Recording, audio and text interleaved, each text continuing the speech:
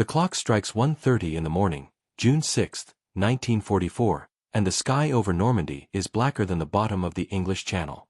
Somewhere above the waves, 19-year-old Private John Steele from Illinois is jammed inside a silent, motorless Waco glider with 15 other wide-eyed American boys of the 82nd Airborne. No engine. No parachute. Just canvas, plywood, and a 350-foot nylon rope tying them to AC-47 Skitran. German flak bursts bloom all around like deadly orange flowers. Tracers hiss past the cockpit. Johnny's knuckles are white on his M1 Garand. He mouths the only prayer his mama ever taught him back in Fayetteville, and then the tow rope snaps. The glider falls out of the sky like a dropped brick. The church steeple of St. Mire-Église rushes up to swallow them whole. Johnny's glider tears through a rooftop, hangs there for a heartbeat, and that single heart-stopping crash is only the opening note of the most audacious, most secret, and most American airborne assault of the entire Second World War. Thousands of U.S. glider troops landing miles behind Hitler's Atlantic Wall in total darkness, hours before the first landing craft ever touches sand. While the world thinks D-Day is decided on the beaches, the real knife fight is happening in the pitch-black fields and flooded marshes behind Utah Beach.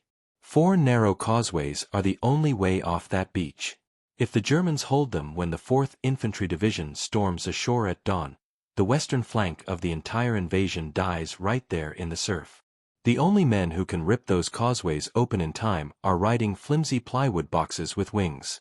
6,000 American glider troops, 4,000 on D-Day itself, in the biggest glider operation in history. The Germans never dreamed we'd try it. They flooded the fields, planted 1 million mines, stuck Rommel's asparagus poles everywhere to tear gliders apart, but mass night glider landings? Berlin laughed it off as impossible. American kids from every state in the Union just called it their job. These gliders, the CG-4A Waco, are built by 16 different companies nobody ever heard of, a piano factory in Cincinnati, a coffin maker in Missouri, even the Ford plant in Detroit. 16 tons loaded, no engine, no armor, no second chance. Once that tow rope is cut, you've got about 90 seconds of silent flight to find a pasture the size of a Walmart parking lot in the middle of machine gun fire and hedgerows sharp as tank traps. Miss by 50 yards and you're dead. The missions have simple American city names: Chicago and Detroit for the 101st Screaming Eagles, Elmira and Keokuk for the All-American 82nd. Together they're going to slam entire battalions, complete with jeeps, bulldozers, and anti-tank guns, right on top of the German rear before Rommel even finishes his morning coffee in Germany. Take Causeway Number 2, the most important strip of road on the whole western flank. Lose it and Utah Beach turns into a slaughter pen. Holding it is a veteran company of the German 709th, dug in with MG-42s, 81mm mortars, and big coastal guns already ranged on the waterline. Coming to take it from them is 13 gliders of Company A, 326th Airborne Engineers, 101st Airborne, carrying bulldozers and enough TNT to blow half of Normandy sky high. Lead pilot is 22-year-old Flight Officer Teddy Grubsky out of Chicago, learned to fly dusting crops over Illinois corn. Teddy spots landing zone W in the moonlight, a cow pasture no bigger than 2 football fields, surrounded by flooded ditches, stone walls, and tracer fire thick as July 4th fireworks. He pushes the nose down hard, releases at 400 feet, and dives straight at the ground like he's got a personal grudge against it. The Waco slams in at 110 miles an hour, bounces once, and cartwheels into a hedgerow. Wings rip off like paper. The fuselage flips end over end. When the dust settles, every man aboard is bleeding, 2 are gone forever, but the bulldozer is still chained upright, blade down, engine purring like nothing happened. 25 minutes later that dozer is tearing through concertina wire and filling anti-tank ditches while the engineers storm the bunkers with grenades, bayonets, and pure American rage. By 0500 Causeway 2 is wide open, and the first waves of the 4th Infantry Division march inland, almost dry-shod because a handful of glider boys just rewrote the first chapter of D-Day with their own blood. A mile away, Lieutenant Colonel Mike Murphy, commanding 1st Battalion, 401st Glider Infantry, rides a glider packed with a complete forward surgical team and 2 jeeps. They come in way too fast over landing zone E near Highsville. The pilot sees nothing but water and Rommel's asparagus. He banks hard, clips an apple tree, and the glider flips like a pancake. When the wreckage stops sliding, Team Surgeon Major David Gold is hanging upside down by his seatbelt, still clutching his medical bag like a football. He cuts himself loose, crawls out into the dark, and starts operating on a 19-year-old private with a shattered femur right there in the mud, while German tracers snap overhead. That same Jeep, engine still running, hauls the wounded to a barn that becomes the first American aid station in France before the sun even thinks about rising. These stories aren't exceptions. They're the rule. Private First Class Ken Russell, 82nd Airborne glider rider from Bend, Oregon, writes in his pocket notebook the night before, 15 of us packed in here tighter than sardines, rocking like a rowboat in a typhoon. Somebody started humming, as time goes by. Pretty soon the whole glider is singing low, real soft. When the green light flashed and the rope cut, you could hear a pin drop. Then the wind screamed through the canvas and the ground punched us square in the teeth. Ken wakes up tasting French dirt, his best buddy dead beside him, but the crate of bazooka rockets is intact. He and 3 others drag it behind a stone wall and, inside an hour, turn 2 German half-tracks into flaming scrap metal racing towards Saint-Mire-Église. 1 crashed glider, 4 rockets, 2 burning panzers, 1 more piece of Normandy that stays American. Staff Sergeant Roy Nick Rent from Peoria, Illinois, lands his glider in a flooded field with water up to the windows. The men kick out the emergency door and wade chest-deep carrying crates of .30 cal ammo on their heads like it's the most normal thing in the world. They lose 2 boys to drowning before a shot is even fired, but every last bullet reaches the 502nd paratroopers holding the northern flank, and the line holds. Flight Officer John Hansbury actually sets his glider down right on top of a German command post near Sainte-Marie-du-Mont. The fuselage skids across the tile roof of a stone farmhouse being used as HQ for the 91st Air Landing Division. Stunned German officers stumble outside in their underwear as 15 very pissed-off Americans jump out shooting. The position falls in 8 minutes later. Hansbury chalks, "Kilroy was here" on the wall and moves on to the next fight. By noon on D-Day, 92 gliders have landed in the 101st sector alone. 47 are total wrecks. 30 more will never fly again. Yet 90% of the troops crawl out, grab their rifles, and go straight to work. All 4 causeways are open. Every bridge the Germans need for counterattacks is either captured or blown sky high. The back door to Fortress Europe is kicked wide open, and the U.S. Army is pouring through. Field Marshal Rommel, still in Germany celebrating his wife's birthday, finally gets the phone call. His first question, how many paratroopers? The answer comes back, thousands, Herr General Feld Marshal, and thousands more in gliders. You can almost hear the blood drain from his face when he whispers, gliders? In that strength. Unmöglich. But it isn't impossible. It's just American. And right now, as the sun sets red over Normandy on June 6th, the 2nd and 3rd waves are already forming up over England. Bigger gliders. Heavier loads. Night landings into fields now crawling with angry Germans who finally know what's coming. The sky is about to fill again with silent wings, and the next group of kids who watched their buddies take off this morning and promised to hold the line until they arrive, are circling the fires of Normandy, waiting for the green light. One of those gliders is carrying an entire anti-tank platoon and a kid from Mississippi who wrote his sweetheart back home, "If we pull this off, honey, the world changes tomorrow." What happens when those reinforcements hit the ground after dark, when the Germans are ready, when the fields are littered with burning wrecks and the hedgerows are full of Panzerfausts? That's when this story goes from miracle to legend. Hold on tight. The night's just getting started. 9 o'clock sharp on the evening of June 6, 1944. The sun has just slipped beneath the waves, turning the western sky the color of a fresh bruise, and every airfield from Newbury to Ramsbury is roaring back to life. Floodlights blaze across the grass. Rows of twin-tailed C-47s cough blue smoke and warm their engines.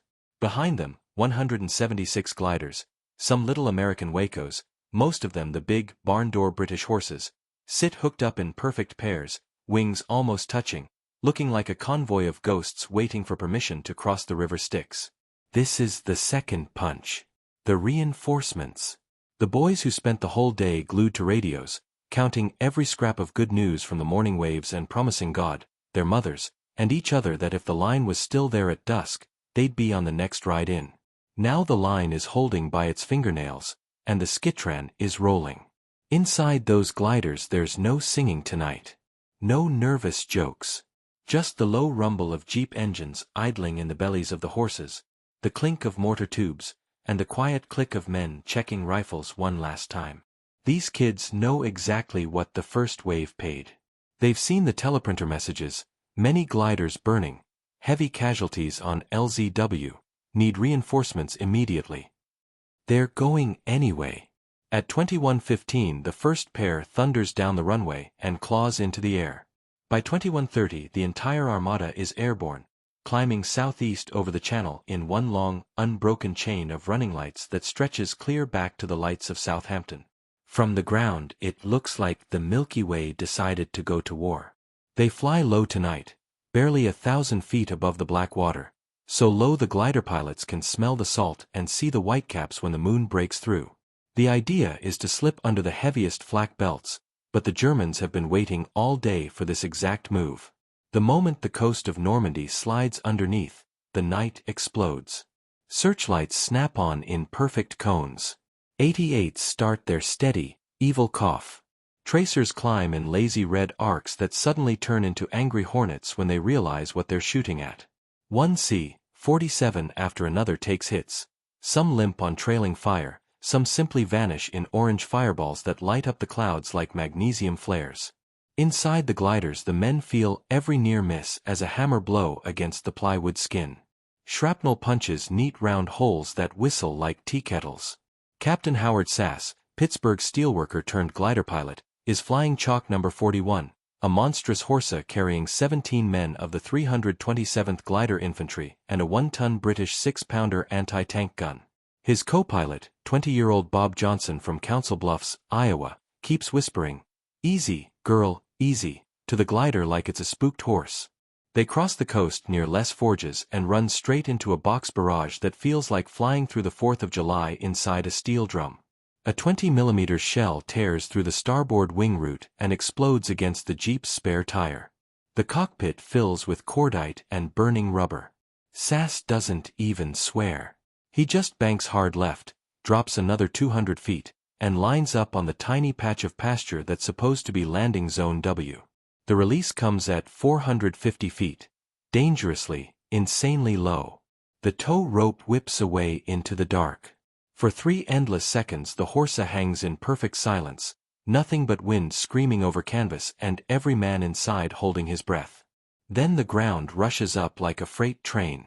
Sass sees the fires first, dozens of morning gliders still burning like torches, then the fresh muzzle flashes winking from the hedgerows. German infantry have moved into the zone during the day and they're waiting. Sass flares hard, left rudder, stick all the way back, and the Horsa slams into Normandy belly first at 97 miles an hour. The undercarriage tears off instantly. The floor buckles upward. The 6-pounder breaks its lashings and slides forward like a runaway locomotive, crushing crates and legs alike. The glider skids 300 yards on its belly, sparks flying, before piling into an earthen bank beside a Norman orchard. When the dust settles, Sass kicks out the cockpit roof hatch and crawls out with blood running down his face. Behind him only 11 men follow. The gun is bent but still fires. Within 12 minutes they've dragged it behind the bank and are pumping armor-piercing rounds into a German assault gun trying to reach Causeway 1. That one wrecked glider, bleeding and half buried in French soil, stops an entire Panzergrenadier company cold for 3 crucial hours. 3 fields over, a Waco carrying a surgical team and 2 jeeps comes in too fast, clips a stone wall, and flips end over end like a child's toy. The pilot, Flight Officer Tommy Thompson from Mobile, Alabama, is thrown clear and lands in the branches of an apple tree, still strapped to his seat. He hangs there upside down, watching his own glider burn 30 yards away, and starts laughing, because every man who was inside is already out, forming a perimeter, and the jeeps are still running. One of the surgeons looks up, sees Thompson dangling like a possum, and yells, "You coming down to fight, or you just gonna hang around all night?" Thompson cuts himself loose, drops 10 feet into the mud, and answers, "Hell, Doc, I just flew priority delivery." By midnight, the second wave is mostly down. 69 gliders are total wrecks. Another 40 will never lift again. But 2,000 fresh American fighters have just crash-landed exactly where the morning wave was bleeding out. The 325th Glider Infantry pours into the gap at La Fere Bridge. Anti-tank teams set up in the darkness and turn the Murderette Valley into a graveyard for German armor. Mortar platoons dig in and start dropping rounds on counterattacks before the Germans even finish forming up. And still they come. Just after 3 in the morning of June 7th, while most of the world is still asleep, the third serial, bigger horses carrying disassembled bridges, 105mm howitzers, and full-field hospital units, starts hitting the same torn-up fields. The Germans throw the kitchen sink, night fighters, heavy flak, even coastal batteries firing blind into the sky. One entire stick of 30 gliders gets scattered by a thunderstorm and lands 20 miles too far south, some right in the outskirts of Corentin. But most slam home. By the time the sun comes up on D+1, the airborne corridor is no longer a desperate toehold.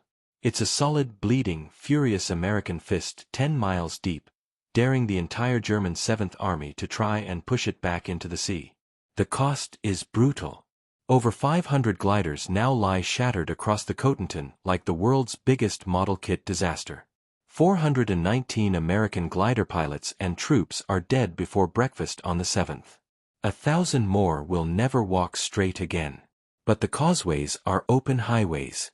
The bridges the Germans needed are burning or captured. The 101st and 82nd Airborne stand shoulder to shoulder from the beaches to Saint-Mire-Église, and the road to St. Lo is cracked wide open.